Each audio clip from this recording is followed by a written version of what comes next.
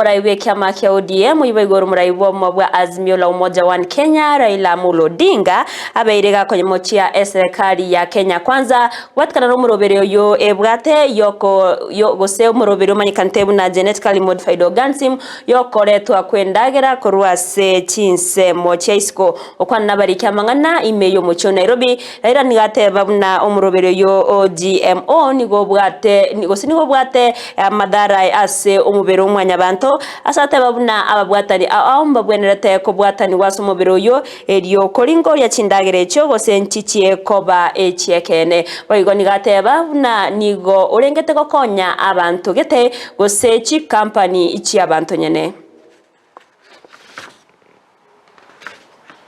This move abandons our farmers, seeds, soils and ecosystems to the benefit of foreigners and their companies. It's a betrayal of our country and our people. The older Kenya Kisii regime will subject Kenyans to unproven and dangerous foods in an attempt to please international interests and do not care about our safety. We ask Kenyans to oppose this move and to totally reject any GMO foods should they ever enter the Kenyan market. Our constitution is clear on the sovereignty of the people on matters both small and large.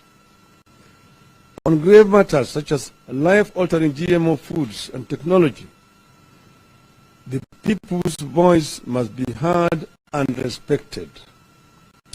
We are sure the people and their chosen leaders will overwhelmingly reject GMOs once their views are heard.